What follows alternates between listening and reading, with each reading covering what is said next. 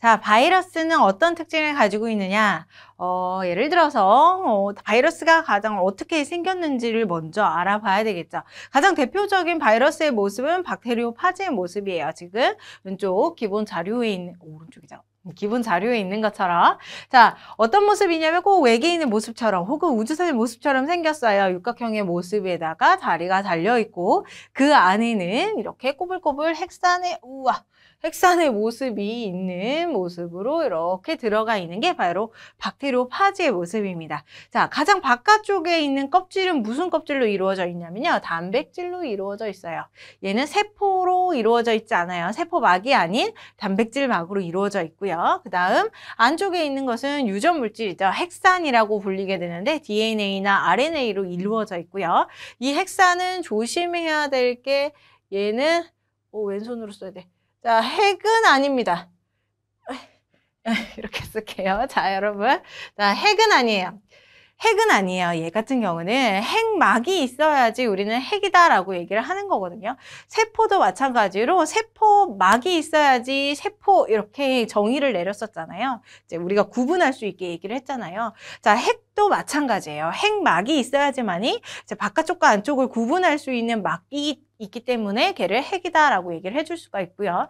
자, 바이러스 같은 경우는 DNA나 RNA가 그대로 세포질에 퍼져 있는 모습으로 있기 때문에 얘 같은 경우는 핵산, 유전물질만 존재하고 핵은 존재하지 않는다라고 얘기를 하는 겁니다. 이렇게 일단은 첫 번째 모습이 어떻게 생겼느냐? 단백질 껍질 플러스 핵산으로 이루어져 있습니다. 그래서 단백질 껍질을 이용해서 그리고 핵산을 이용해서 생명현상의 특징들에 대해서 나눠서 다시 한번 얘기를 할 거예요. 그 다음 두 번째는 뭐냐면 이제 어려운 말이 나오게 되죠. 활물기생이라는 말이 나와요. 자, 활물기생 과연 무슨 말이냐? 얘 같은 경우는 살아있는 생명체 내부에 들어갔을 때만 살아간다 이런 거예요. 기생이 바로 이제 붙어서 산다, 쪽쪽 빨아먹고 산다 이런 얘기가 기생이죠. 그런데 죽은 생명체 내부에서는 기생하지 않아요. 무조건 살아있는 생명체 내부에만 들어가야지 이제 얘가 살아서 기생하는 모습을 보이는 게 바로 활물기생. 이게 바로 바이러스의 모습이다라고 얘기를 해줄 수가 있습니다. 또 하나 이제 문제를 통해서 다시 한번 언급을 할 거지만 얘 같은 경우는 세균보다 크기가 굉장히 작아요. 세균보다 크기가 작기 때문에 이제 세균 필터라던가 아니면 세균 여과기를 통과할 수 있음을 기억하시면 좋을 것 같아요.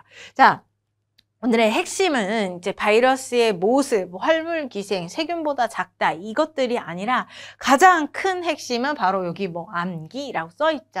바이러스의 생물적 특징 그리고 무생물적 특징을 나누어서 기억을 해라. 이게 가장 오늘의 핵심이다라고 얘기를 해줄 수가 있습니다.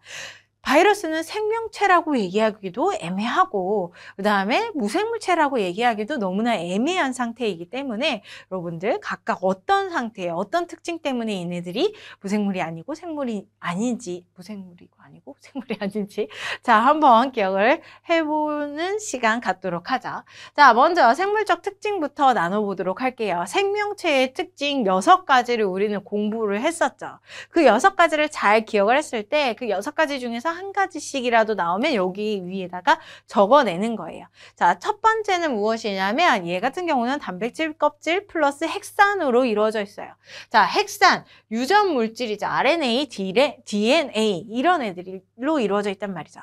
그러면 이 핵산은 무슨 일을 할 거냐면 내 모습을 유지하는 것뿐만 아니라 자손을 번식시키는 데에 이 핵산을 이용을 하게 됩니다. 그래서 여기 아래쪽에 있는데요. 증식을 하거나 아니면 자손에게 유전 현상이 전달되는 일들 이런 것들이 바로 이 핵산을 통해서 일어난다는 거죠. 우리 생명 현상의 특성 중에서 뭐냐면 생식과 유전이 여기에 속한다라고 얘기를 해줄 수가 있어요. 그 다음 두 번째는 뭐냐면 이제 저항성이 커지거나 아니면 환경에 오랫동안 자극을 받게 되면 오랜 세대에 걸쳐서 유전적인 다양성이 증가하게 됩니다. 유전적 다양성이 증가한다는 것은 유전자가 바뀌게 된다는 거고 바뀐다는 것은 새로운 종이 나타난다는 거거든요. 그래서 돌연변이 새로운 종이 나타나게 되어서 진화를 하는 거죠. 진화.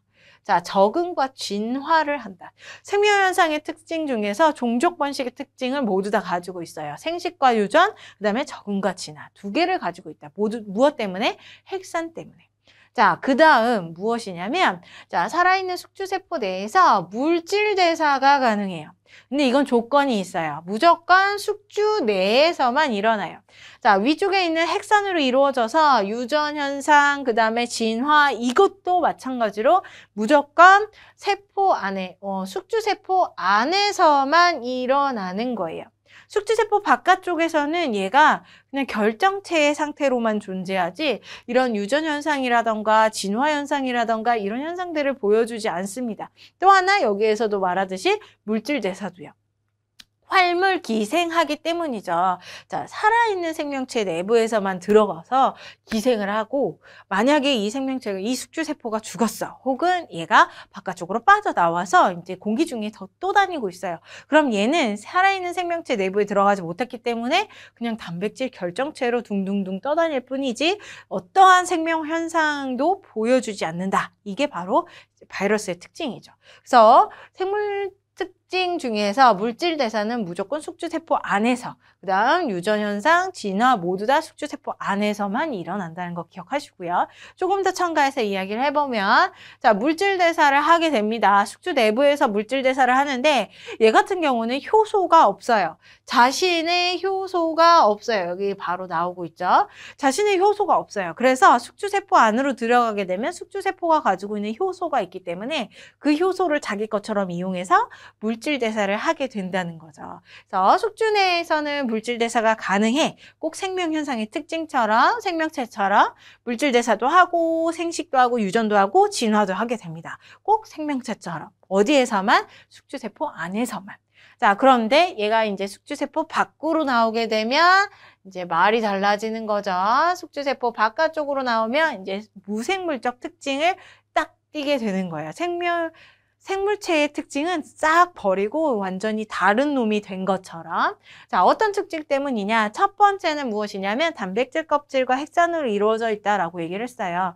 자, 세포. 첫 번째 조건이 생명현상의 첫 번째 조건. 세포로 구성이라고 하는 그 조건을 충족하지 못해요. 자, 세포로 이루어져 있지 않아요. 세포막이 없거든. 단백질 껍질로 이루어져 있어요. 그래서 얘 같은 경우는 세포로 구성되어 있지 않기 때문에 무생물이에요. 자, 숙주 밖에서는 단백질 결정체 이 용어가 많이 쓰이고 있습니다. 자, 기출에서도 많이 나오고 있던 용어예요. 단백질 결정체의 모습.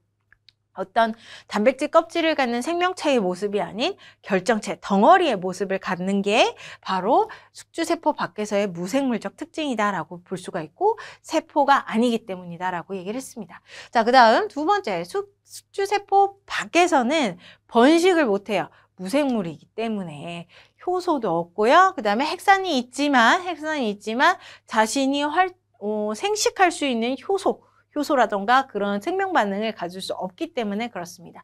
자, 그 다음 효소가 없어서 굉장히 중요한 포인트죠. 그래서 스스로 혹은 얘를 이제 문제에서는 어떻게 또 바꿔서 얘기하냐면 독립적으로 이렇게 얘기를 해요. 독립적으로 물질 대사를 하지 못한다. 스스로 하지 못하고 독립적으로 하지 못한다. 누구 때문에?